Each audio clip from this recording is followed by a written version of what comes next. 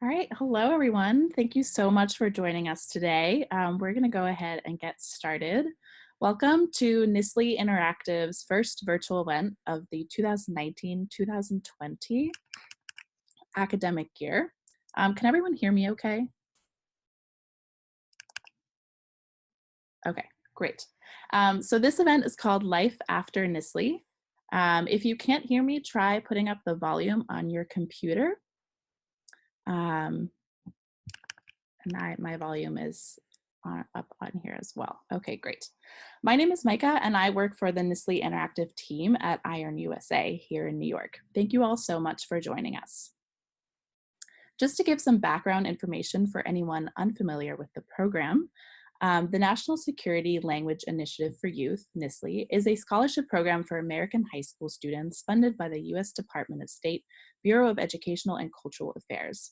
Every year, NSLI brings around 600 students overseas to study a critical language such as Arabic, Chinese, Hindi, Indonesian, Korean, Russian, Turkish, and Persian for a summer or academic year. Students on NSLI programs immerse themselves in the local culture, practice citizen diplomacy, and work to become experts in their language. The NSLI program has a lifelong impact, and our speakers today can attest to that. Today, we will hear from 3 alumni from different NSLI programs. Danielle Khan, alumna of the 2010 Turkish program. Next slide, please. Eric from the 2014 Hindi program, and Aurelia, who went on the Indonesian program just last year. They will share about their NSLI experiences, how NSLI has impacted their life and career goals, and any words of wisdom they have for prospective students in the audience.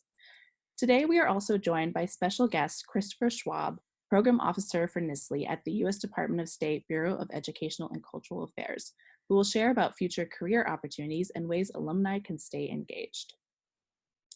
After we hear from the speakers, we will have a Q&A session for you all to ask any questions. Please use the chat box to ask your questions during the event or during the Q&A, and ensure, as Lagaya mentioned, that you are chatting to everyone or to all panelists and attendees so we can all see your questions. For those who cannot join us live today, we are recording this webinar and will post it on our NSLI Interactive website. Before we get started, I'd like to ask who is in the audience today. I'm launching a poll right now that you'll be able to see and respond to on your screen. So if you're a NSLI Summer alumni, NSLI-Y alumni, prospective student, or other, we are curious to know.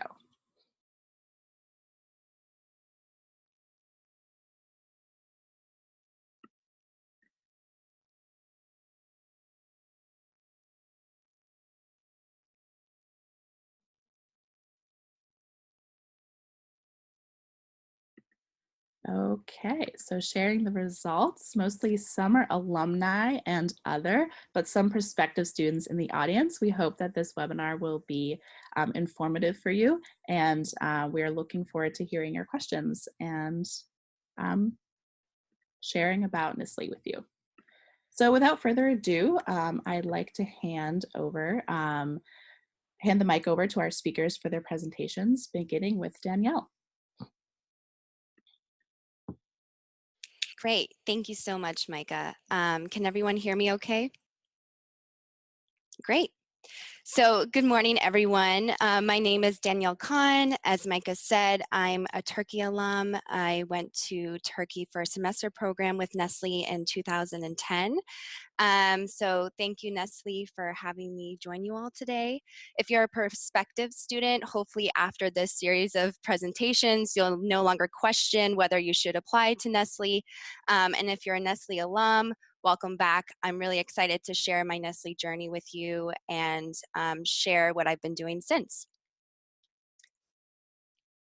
So I just wanted to start with a little bit of background about me and what I'm doing now. So I'm originally from a very small town in Maine. That's a big reason why I wanted to study abroad in the first place. And I'm now based in DC. I formerly worked as the program associate with the Gender Equality Initiative and Institute for African Studies at the Elliott School of International Affairs, which is a school within George Washington University. and I'm currently working as the special assistant to Ambassador Swanee Hunt, and we work on a variety of areas, including demand abolition, which is to end trafficking in the US, inclusive security, and political parity, so including women and peace building processes. So I guess you're wondering how and why I got into this field of international affairs, human rights, and gender equality, and it really does start with the NSLI-Y program. Next slide. So first off, my family hosted 5 different exchange students while I was in high school from various different countries, including India, Turkey, Jordan. So that kind of sparked my initial interest in wanting to study abroad myself. And as I mentioned earlier, I was from a very small town in Maine, and I really wanted a chance to experience the world and live in a city. I also was very passionate about history, archaeology, different cultures, and foreign languages. So the Nestle program in Turkey seemed like the right fit for me. I was always very interested in Greek and Roman history in particular, and I knew that Greece wasn't the only place to kind of experience that. So that's why I chose Turkey. And I frankly could not afford to study abroad, so Nestle, the scholarship, made it possible for me to be able to do it. And I was also really interested in Turkish as a language. People often underestimate the importance of Turkish, and I just wanted to share a few statistics that Turkish is actually the 12th most spoken language in the world. And because it's also a critical language, I knew that it would open up a lot of different career opportunities in various sectors, spanning from government to business, among others. And Turkey itself is one of the largest economies in the world. It has immense influence both politically and economically. So strategically, I knew that Turkish would be an asset for me in the long run. So there's a lot more reasons why I chose the language, but I'm so glad I did, as evidenced in my career now. Turkish really helped me get to where I am.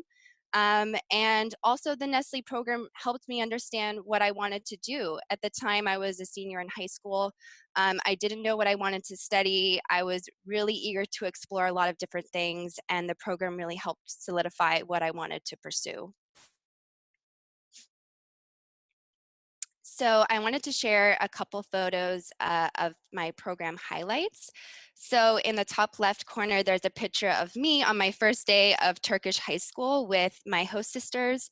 I went from having one brother in the US to having 3 sisters, and I always had wanted sisters. So fortunately, we were very, very close, and it was wonderful to have that, that family experience. In the next photo, it's me with some other NSLI-Y students. We had a lot of exposure to different Turkish cultural activities, and in this photo, we were learning a traditional Turkish dance called horon. So we had a lot of fun having exposure to different cultural activities. In the next photo, I learned how to do Turkish art called Ebru. And then in the photo preceding, we also went on a lot of excursions to various parts of Turkey. So in this photo, we had actually gone to Cappadocia, which has homes built inside caves and a very rich history behind it. So there was a great blend of not only the Turkish language learning, but also having the chance to learn these cultural activities and to explore some of the most beautiful sites in Turkey, let alone the world. And then in the bottom photo, you can see me with my Turkish classmates. As I mentioned, I went to a Turkish high school, and you know, most of my classmates didn't speak any English, so it was really a full immersion experience, which helped me learn Turkish a lot better. And it also made us really close to have that unique relationship. And I still keep in touch with my classmates, and every time I go to Turkey, I try to meet up with them. So that was really one of the most positive highlights from my experience. So since Nestle, I was able to decide what I wanted to pursue, and I knew I wanted to study international affairs with a concentration in human rights and women rights. So I did my undergrad at Connecticut College. I was able to do a specific international studies certificate program as a result. And in order to do that program, you had to speak a foreign language. So I was the only person that came in with Turkish, which helped me be selected into the program. As a result, I was able to study at Koç University in Istanbul for a year, which helped me improve my Turkish language skills and also get to experience Turkey at a university level. I was also able to do several internships, one at the U.S. Embassy in Ankara, Turkey, in the public affairs section, and then another at the Turkish Women's Solidarity Foundation, working on Turkish women's rights issues. Again, none of this would have been possible without my Turkish language skills and previous background in Turkey. Apart from that, the program led me to establish so many lasting friendships, as well as connect with the NSLI Alumni Network, which has a variety of great resources and ways to meet other like-minded people who have had varied experiences. And then most recently, I was selected in the Turkish Heritage Foundation Fellowship Program. So I was a fellow this past year. And essentially, we would write blog posts each month on various topics with the goal of strengthening U.S.-Turkey relations, because if you've been following the news, they're very strained now more than ever. So this programming was really, really important. And it was just a great way to give back to the program by promoting this mission. It also allowed me to continue learning my Turkish language, or improving my Turkish language skills. And there's a lot of other resources now that allow me to keep up with Turkish. I watch a lot of Turkish dramas on Netflix. There's free Turkish language lessons in DC by the embassy. So that's been really helpful. And then now my current work, working with an ambassador at the moment on women's rights issues would not have been possible without the background and the skills that I gained through the NSLI program, as well as my language skills. So I'm really thrilled about, where I've come since the program. And these are just a few photos from the fellowship. We just went to Turkey in July for a week. So the bottom photo is the fellowship group. And the top photo is with my host family, who I got to see again when I returned in July. And lastly, I just want to leave with a little bit of advice. For prospective students, I have to say that the best education you can get is not only within the classroom, but outside of the classroom, and NSLI helps with that. It's also a great time to self-reflect and understand your goals and passions. As you see through my experience, it positively impacts your future in more ways than one. You establish incredible friendships to last a lifetime. Your home will always be home, but you're just creating another one abroad. And you truly develop key life skills and strengths such as open-mindedness, flexibility, adaptability, cross-cultural awareness, the list goes on, that can take you so far in your personal and professional life. And for NSLI alumni, I strongly encourage you to stay connected if you aren't already.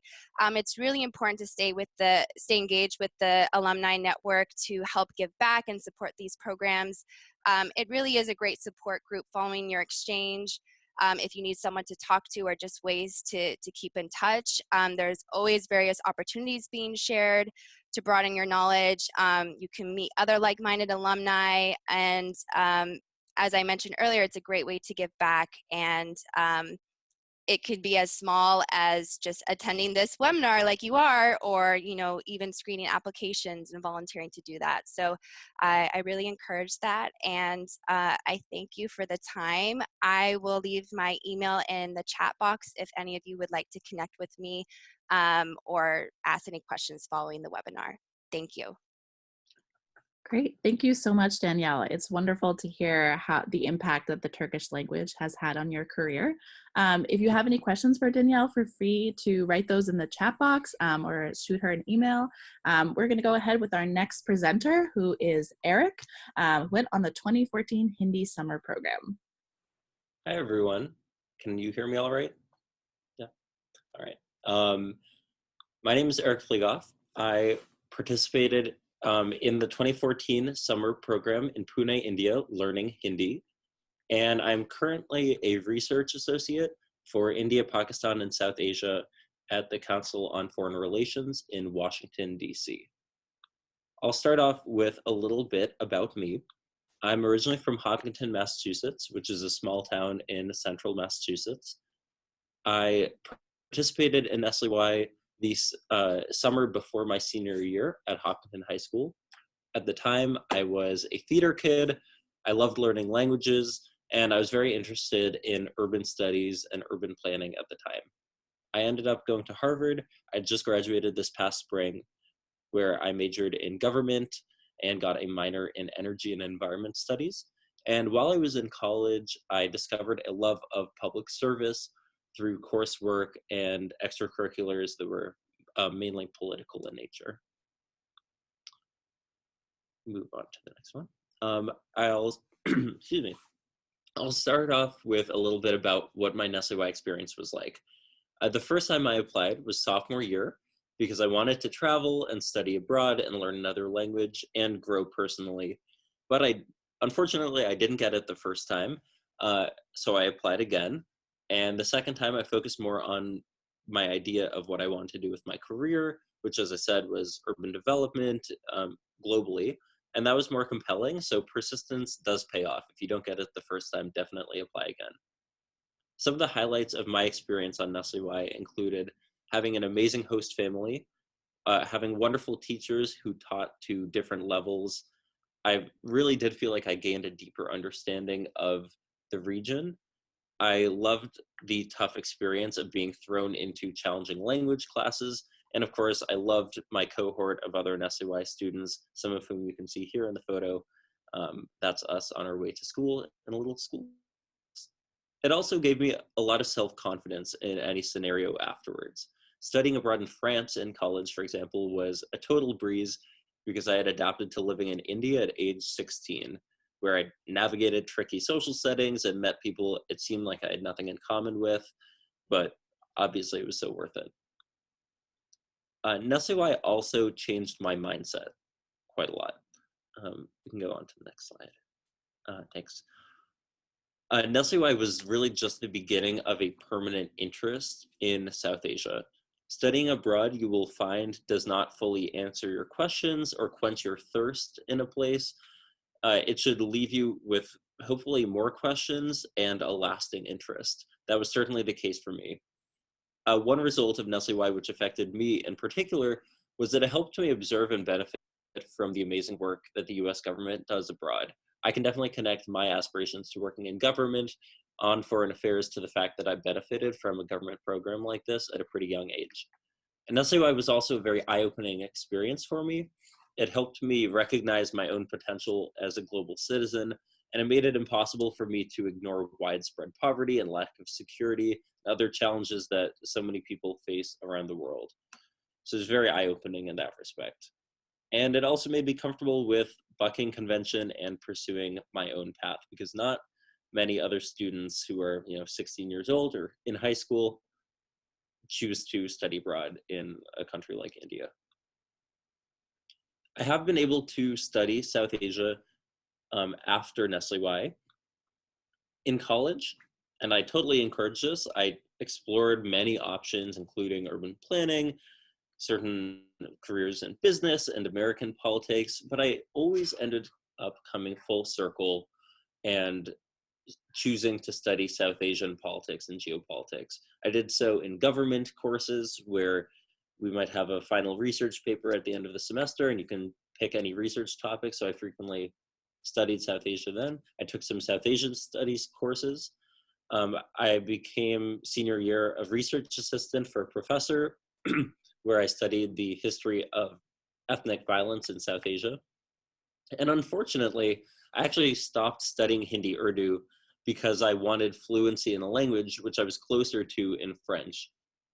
But I ended up realizing by senior year how important it was to become more proficient in Hindi Urdu again for my chosen career path. And I picked up Hindi Urdu again. I really wish I had not waited until senior year of college, learn from my mistake, and totally stick with your language. Fortunately, I was accepted to the Critical Language Scholarship Program, which is similar to NSLI-Y, although for college students. I wasn't able to do it since I had to start working instead, but I highly recommend also, if you're an alumni, looking into programs like Critical Language Scholarship, Boren, and Fulbright. Next, I'll talk a bit about what my current position is like. As I mentioned, I work for the think tank at the Council on Foreign Relations, which is an independent nonprofit organization. We are a resource for policymakers and the public to help them understand foreign policy choices facing the United States. I work directly under a senior fellow who is an expert on South Asia. I assist with research on a new book on urbanization in South Asia. So as I said, I've really come full circle with what I applied for NSLI-Y for and what I currently do now. My understanding of South Asian geopolitics has proven critical for my role, which involves writing and editing publications, planning events, fact-checking media claims, and generally being the person who is responsible at my organization for knowing about South Asia when someone needs that expertise. I run into NSLI-Y alumni all the time. There are at least 5 alumni that I'm aware of in my very medium-sized organization, which shows you the kind of network that NSLI-Y can be and what it can do for your career. I do intend to someday go back to graduate school, probably in a couple years, and I'm hoping to work for the federal government directly in one of the national security organizations. Next, I have some advice for potential applicants. Be specific to country or language. Why do you need that knowledge for your desired education or career? That's something that should really guide your essays and your interviews and whatnot. You should try to separate yourself as much as possible. There are a lot of applicants. Show who you are as a person. And that doesn't need to be you want to be a foreign service officer in the State Department. There are phenomenal reasons to do NSLI-Y if you want to be a teacher or a scientist or a military officer or an entrepreneur or whatever it is. You'll find the NSLI-Y cohorts are very diverse and inclusive. If at first you do not succeed, as I mentioned, try again, maintain your grades, take time to find that specific goal and that reason that sets you apart. And also think about how this program affects your college plans. For me, it shaped my application since I wrote my college essay about it. It was certainly something that set my application apart, and it gave me a sense of what I wanted to do once I got to college. So I had that sort of guiding ideas of how I want to spend my time, which was very helpful as well. And then lastly, some advice for recent alumni. First, you should recognize the opportunity and prestige of NSLI-Y. It is a lot more than just a summer plan. This can be the start for a career, as my other panelists have mentioned and will mention. It is a huge honor. People take a State Department funded scholarship very seriously. You should also recognize that there's no clear path for a career in foreign affairs necessarily. I got my job a day after graduation, but don't let a lack of a predetermined path dissuade you from your interests. You should also think about how you can use the in-country experience that you get during NSLI-Y to solve whatever problem you're interested in. For me, as I mentioned, I'm interested in national security, but there are a lot of people out there interested in national security broadly. So being interested in national security and having knowledge of South Asian languages and geopolitics makes me a lot more valuable and sets me apart. Every field needs more people with regional expertise, not just national security. And this can be your ticket. It's rare going into college, for example, with this amount of in-country experience. Inevitably, not everyone in your cohort will decide that they want to spend the rest of their careers focused on the region that you travel to. But try to be someone who does and incorporate it somehow. In my India cohort from NSLI-Y, one became a Boren and a Truman Scholar. One has volunteered for UN Women and did critical language scholarship multiple times. Another studied South Asia studies as an undergraduate and is now a professional ethnographer. The government is investing in you with NSLI-Y, so don't let this opportunity go to waste. And I hope you apply and have an amazing experience as I did. So that's the end of my presentation. Back to Aurelia. Thank you so much, Eric. It's really great to hear about your experience and about the experiences in your NSLI cohort. It's very true that the NSLI Alumni Association is very wide, and the alumni go on to do many, many really great things. So thank you for sharing your experience. If you have questions for Eric, please share them in the chat box. Next up, we have Aurelia, who did the Indonesian program last year and is currently back in Indonesia. Hey. Hi everyone, selamat pagi semuanya. So good morning everyone. My name is Aurelia Vanderveld and I am from Spokane Valley, Washington. And I'm a 2018 Bahasa Indonesia Summer alumni and I'm currently on the Yes Abroad Scholarship in Malang, Indonesia. So Yes Abroad is a program that is also a merit-based full scholarship funded by the Department of State, and it focuses more on sending students to Muslim majority countries such as Indonesia, Morocco, Jordan, and Turkey. And new for this application season is Egypt. So yeah, out of the NSLI countries and NSLI languages, there's Indonesia for Bahasa, there's Turkey for Turkish, India for Hindi, and then Morocco, Jordan, and Egypt for Arabic. So yeah, so I wanted to learn Indonesian because my grandpa was born in Bandung, Indonesia, and I didn't get to learn a lot about that from him because it was after the war, so I wanted to learn more about that. And I also wanted to learn more about Indonesia. It's a very diverse country. There's hundreds of language spoken here across 7,000 inhabited islands, and it's the fourth largest country in the world, but a lot of people don't know that much about it. So I wanted to learn more about that and just how a country that is so big and so diverse is able to be united under one language.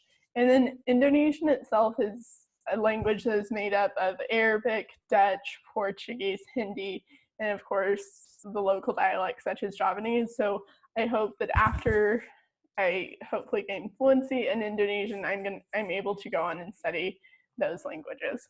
And for my career goals, I hope to be a foreign service officer or work to some extent in international relations. And by being able to speak Indonesian, that will be a huge advantage. Indonesia is the largest Muslim majority country in the world. It's the largest archipelago in the world. And it's the fourth largest country. So it's a country that, while many don't know more about it than just Bali, it is a very important country in both US relations with the rest of the world. So then highlights from my NSLI program. So as you can see on the side, Indonesian food is really good. There's a huge diversity of it, from pisang goreng, which is fried banana in the top picture. And then it's a lot of vegetables and tofu, tempeh. Rice is a big staple of the diet, but there's a lot of spicy food. Sambal is a big staple. It's a spicy chili sauce that Indonesians like to put on everything. And then there's also foods such as porridge, as you can see below. So yeah, my host family was another big highlight of my program. So they really encouraged me to get involved in my community. I was able to help teach at the Sunday school, and then my host dad gave me a 10-word a day quiz. So every single day it was like, what are the 10 new words that you learned yesterday? And while that was challenging, it ultimately helped me gain better fluency in Bahasa, and it helped me I had to set that goal so that I would be able to have that conversation and that connection. So then my NSLI cohort was another highlight of my exchange. So there were only 15 of us, but we were able to get really close. Our classes there were only 7 or 8 people per class, and our teachers they made it so that it was a really supportive, not too competitive environment. So we were always supporting each other and memorizing more words and just learning more about Indonesia. Next slide. So since NSLI, I'm back in Indonesia. It's been really great to be back and use my Indonesian every single day. But while in the US, I continue to practice my Indonesian by practicing with my cohort. I stay in touch with the people from my NSLI summer program to this day. 2 others have also already returned. That's great. One on the CLS program and then another on an internship. So we were able to practice our Indonesian before that. I stay in touch with my host family. I think it's really important for alumni to remember that even if it's just one text to your host family a week, that's still maintaining your target language. It doesn't take much. And then I also stayed in touch with my teachers over things such as WhatsApp. So that was good. Just, it's the little bit of practice that can end up keeping the language that you gain on NSLI. Duolingo, which was really good for vocab, and then there's also some Indonesian podcasts that Apple has. They're just that's just the normal news in Indonesian that really helped me maintain my Indonesian. And in the US, my Indonesian ended up continuing to improve, so that when I returned, I hadn't lost any. So that was really great. And then when I arrived in Indonesia, I had 10 days of language camp with some of the same teachers from my NSLI program. You can see us in the photo above. I am with 2 of my Indonesian teachers. It was really great to see them again and to continue to learn Bahasa. And then at this point, I am trying to use Indonesian at all times possible. So I go to a public Indonesian school, so all of my classes are in Indonesian. And then my host family and I watch the news every day when I get home, which is in Indonesian. And then I'm trying to reach out to more members of my community. And for that, Indonesian is really critical to know here, because most people don't speak English that much. So, yeah. And then one thing I just forgot to mention, I have weekly Indonesian classes here, so that's provided by the Yes Abroad Scholarship. So while it is mostly a cultural focused program, you're also learning the language. So then the impact that NSLI has had on me is connecting with my host family and my host community from NSLI was really valuable in maintaining that connection. I was able to see them again when I was at language camp, as you can see in the picture below me with my host mom and my host sister. And it was really great to see them again. And then also it's made it a lot easier to connect with my host family and my host community here, because as I mentioned previously, not a lot of people here speak that much English. So being able to use Indonesian as soon as I got here has made it so that I can make those connections faster. And then I also hope to study international relations, and NSLI really made me more aware of how the different governments' actions can affect how people view countries. And then it's given me a greater awareness of the world and just the impact of knowing someone from another country. Most foreigners that come to Indonesia only come to Bali, so I was often the first foreigner that people would meet, and I was able to help break down, and I've been able to help break down stereotypes that people may have about the US. So, yeah. Next slide. And then tips for applicants. So answer all parts of the prompt. Just if it asks what and why, answer both parts. Be true to yourself and your goals. There's not one type of kid. There's not one type of person that NSLI is looking for. There's people with all interests, from computer science to medical to foreign service to being a teacher, that were on my program. It takes all types of people to make the program.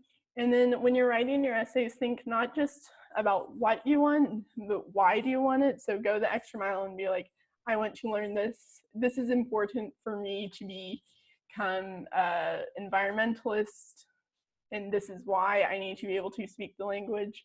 And then last off, try again. I applied for NSLI the second time before I got it. So if this is your second time applying, go for it. Yeah. Thank you.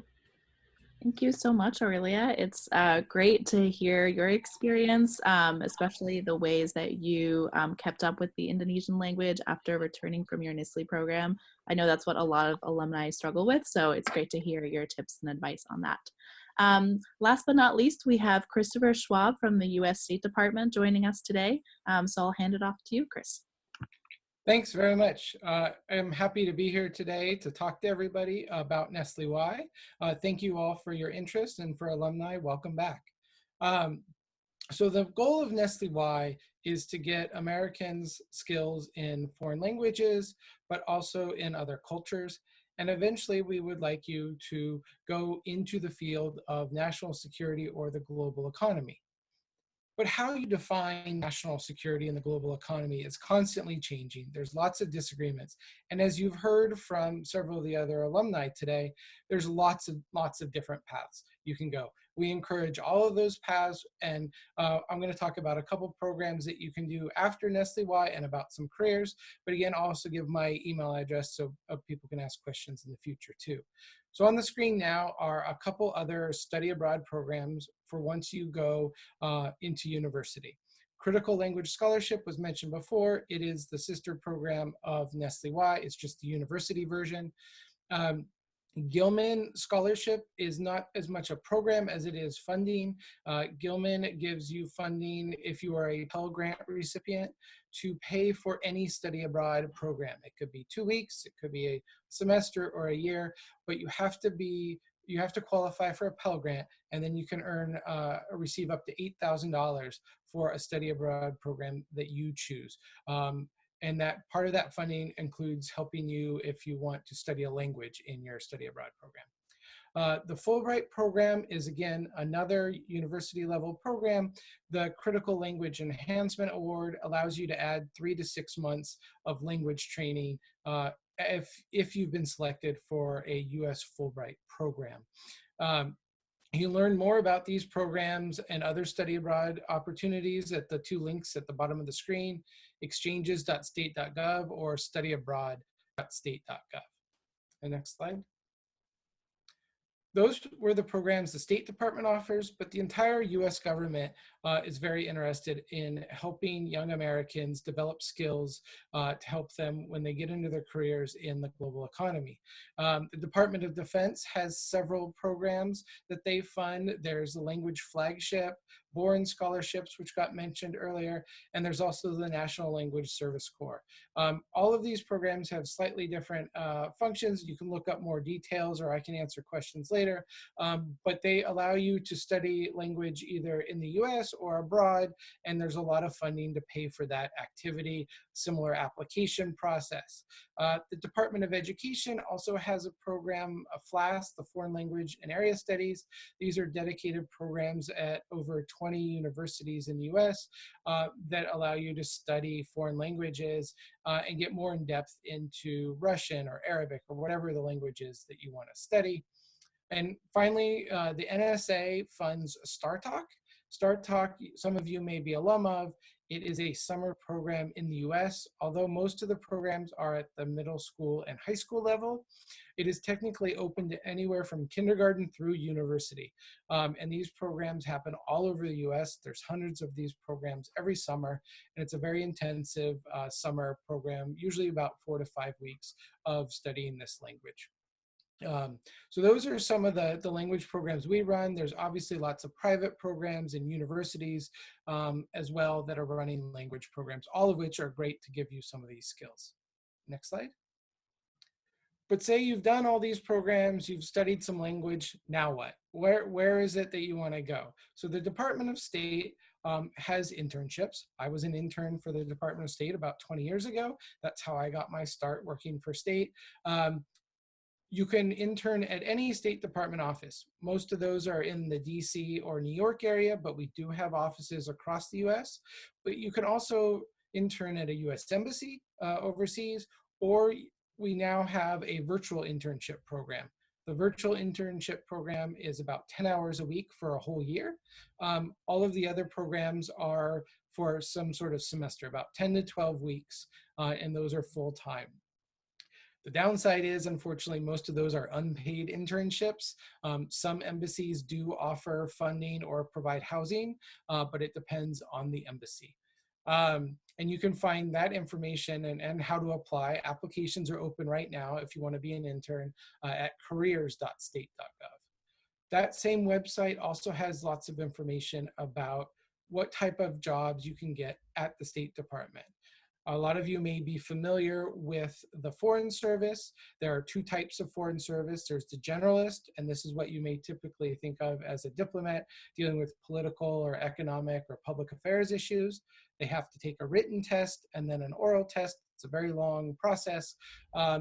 But they also have generalists. We are looking for people that do everything at the State Department. We hire about 20,000 Americans. We hire doctors, lawyers, human rights experts, people that are experts in economics and in the environment, in press and education. You name it, we probably have got a job at the State Department that covers that issue. And so some of those, if they're overseas, those are Foreign Service specialists. If they're in the US, most of those jobs are in the civil service. That's what I am. I'm a civil servant, and you get hired for one specific job. It's not like, unlike the private sector, there's a job announcement, you answer some questions, and you submit your resume. So the big difference is with civil service, I stay in this job until I want to go somewhere else. With the Foreign Service, you move every 2 to 3 years. And so some people really like the moving every 2 to 3 years, and some don't. So that's why there's a lot of options out there for you. If you're not sure, we have another program that lets you use your language ability called the Consular Fellows Program. This is a program where you can get hired for up to 5 years, and you go work at an embassy in the consular section, mainly working on visas, but all day long you're using your language ability. And right now with NSLI-Y languages, we have Arabic and Mandarin are part of this program, but we're also looking for Spanish and Portuguese speakers. It's very similar to the Foreign Service. You get a free house wherever you go. You get, your paycheck and some benefits. The big difference is it's limited to up to 5 years. And you cannot convert into the regular Foreign Service. So that is one option if you just, after college want to go work abroad for a couple of years. Like I said, there's a lot of different job opportunities out there, a lot of great careers. And so as you're looking at the State Department or other federal agencies that may be of interest, the FBI, Department of Commerce, Department of Agriculture, they all have careers that can take you abroad and are using language skills. There are lots of alumni, as you've heard already, that are working in fields that fall under national security, but are very diverse in what it is they're actually doing. And we think all of that is wonderful. There's a lot of opportunities that come up after you go on NSLI-Y. We have alumni tell us it's improved their leadership skills, it's improved their study habits when they get into university as well, but it's also helped them with their cultural competencies. And regardless of what you want to do in the future, a lot of alumni find that in their jobs, they're using their cultural communication skills, even if they're not using their language. And it's helping them find jobs, but it's also helping them excel at their job, regardless of what you do. We've seen reports that in the state of Kentucky, they've really been pushing their high schools to send their students to Japan if they want to get a job in Kentucky with some of the auto factories, if they want to move up into management. Several of those are Japanese businesses. And so they said it's important to know the Japanese culture. In Utah, about 10 or 15 years ago, there was a big push to start doing more Mandarin education. It was pushed by the private business community because they felt they were losing jobs because they didn't have citizens that had enough language and cultural skills. All this is to say, NSLI-Y is a great program that can give you a lot of opportunities. It is not just to get you to become a Foreign Service Officer. That is a great career and it is a great option, but it is one of many, many opportunities that you have in your future. And the alumni are fantastic. You've heard 3 of them today. They're doing so many different things. They always like to help each other. They're everywhere in the US and they're everywhere abroad. So it's a great community to be part of. Thank you.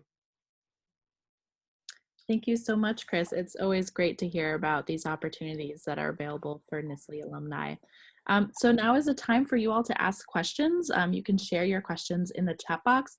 We already have one from Joyce about whether these internships are for high school students.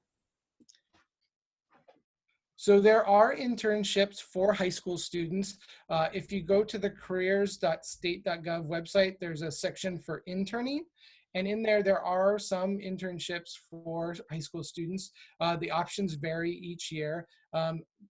Some of those are actually paid internships, but the vast majority of the internships are for university students. Great, thank you. Any other questions?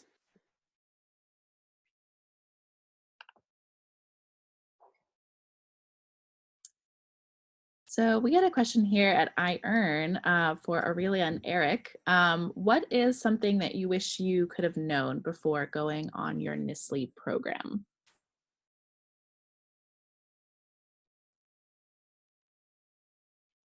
Let me think about that for a minute. Mhm.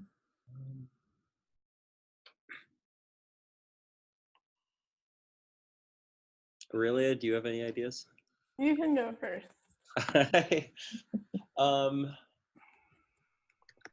I would say I wish I had known that there would be a wide diversity in the skill levels of students in the language. So some students had started learning the alphabet, others were already comfortable with some of the grammar, and others really were starting from scratch. So I think it's encouraged to, if you have the time and the ability to learn a little bit, especially learning the script.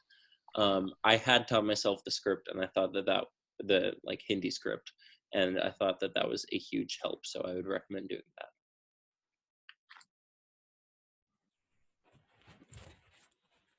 Yeah, I would say I wish I would have practiced Indonesian more before coming, because I thought that English would be used more than it is, and it turns out you really need to be able to speak Indonesian when you're here. And then I would also say I wish I wouldn't have worried so much about what I was going to do and just been more relaxed. So, yeah. I mean, I was really worried about my host family, and they ended up being wonderful. So I was so grateful to them. Yeah, I had the same exact experience. I was very worried about what my host family would be like, and whether we would get along, and just living with a new family for 6 weeks, and they were incredible, and I still count them to be very much part of my actual family. Just don't worry about it. That's amazing. Yeah, it's always good to hear that, there's so much unknown before going on a NSLI program, but it's always good to hear from alumni that things do work out, and it is a wonderful experience to go through. So let's see, we have another question from Christina, if there are other internships available in different states in the US or mostly just in Washington. So there are internships in other states. The vast majority are in Washington, D.C., however, because that's where most of the State Department offices are located. The State Department does have another big office in New York City. It's right across the street from the UN building. And there are internships there, both on exchange programs, but all the things that the UN does as well. That is sort of technically like a US embassy there. So they deal with the things you would abroad, but they're dealing with it in relationship to the UN. But the State Department also has offices across the US. Many of them are passport offices. Some of those are related. Offices are for diplomatic security. And so they all offer internships as well. There are offices in Chicago, in Seattle, in New Orleans, and in Houston, Los Angeles, and a few other places. But those are more specific to those offices, obviously, whether it's diplomatic security or passport issues. In Washington, D.C., though, the internships also allow for virtual interns. So this is a program, it's about 10 hours a week, and those 10 hours are flexible with most offices, but you have to commit to about a year. So it's for the whole academic year, where all the in-person internships are only for about 10 weeks. Great, thank you. for that more information. Joyce, we have a question from you. If students have gone abroad before, what are the chances of going via NSLI-Y? So I would say that, you know, anyone can apply to the NSLI-Y program regardless of their previous language ability or language study. So that application is open to anyone with previous language study or foreign exchange experience.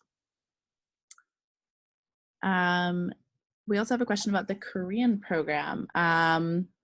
So for the Korean language speakers, we do have 2 programs in Korea, and they are with different implementing organizations, and we have Korean programs for the summer and academic year. And if you would like to know more specific information about that, you can email the NSLI-Y. You can check in on the NSLI-Y website.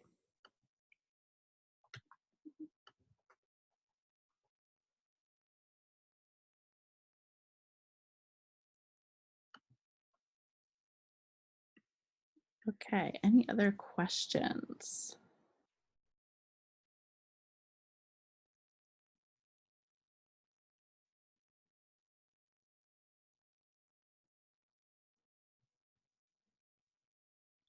We have one question from Esther about whether applying for any language program or specific language has any difference. Do any of the speakers want to share anything about their experiences with the application? Sure. I don't think that I selected the choice of any language program. As I mentioned during my presentation, I think it's important that in your application, certainly you get to list like first and second, maybe third choices for what language you want to study. So you kind of like do have this kind of broad scope, like, yes, you're willing to do these different things, but it's important to have a reason for why you want to study this language, because this is a major investment, as I said, that the government is putting in you. So they don't want, you know, you're probably not going to get selected if you are just talking about like the importance of studying abroad or like living in a globalized world without some more specific like reason of why they should choose you for a certain region. So I would say, I mean, the any language program is definitely there as for a reason. I wouldn't put it as like your first choice. I would just think hard about what country you actually want to go to and what the pros and cons of each country and language are. Yeah, I would agree with that. I would say for your first choice, definitely look at all of the programs and see which one appeals to you most, and then also just think about what language you'll use most in the future. Everyone on my program was pretty specifically interested in Indonesia for one reason or another, although everyone's different. Everyone's reasons were vastly different. Great, thank you so much for your insight on that. We have another question about the internships, if they're only available for Arabic and Mandarin speakers. No, the internships are open to any US citizen. The Mandarin and Arabic was just for the Consular Fellows Program. That's a job once you have graduated to work at an embassy. For the internships, there is not actually any language requirement. It is you look better in your application if you've got some language or cultural skills for that embassy that you want to go to, but there's no requirement for that. Every embassy the US has in the world is always looking for interns. You do have to apply early. Those applications are open right now for next summer. They close October 4th. And that's all on careers.state.gov. You have to get a security clearance to go work in any of these internships. There's several different layers, but it's early because that process takes a long time. But no, there is no limitation to just Arabic or Mandarin. Great, thank you. Malia asked a question about NSLI alumni opportunities like volunteering for PDO. Every implementing organization runs their PDO and reentry orientations differently.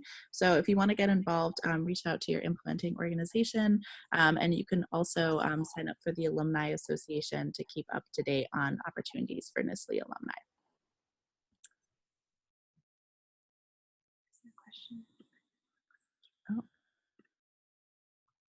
Oh. Okay, and we have one more question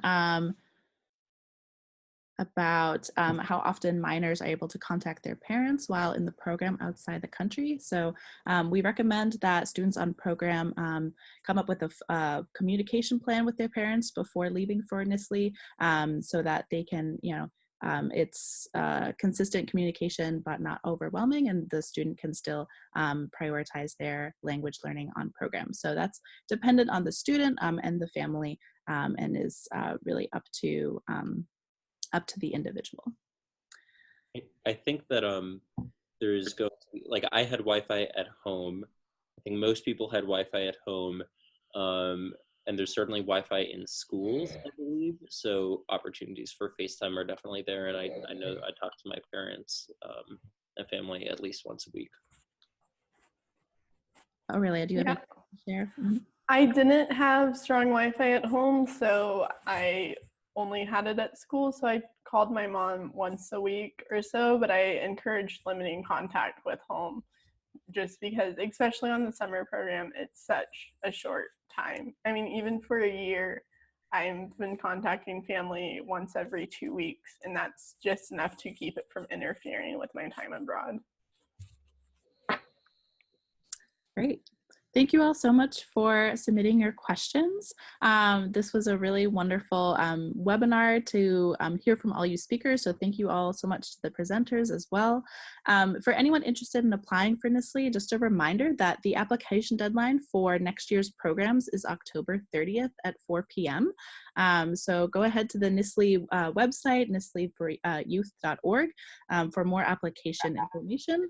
And to read students' stories and alumni stories, and to also view the recording of this webinar, and to be in touch with future webinars that are coming up, you can go to NSLI-Interactive.org, which is our student blog. So thank you all again for joining us today. Thank you to the presenters, and we'll see you next time.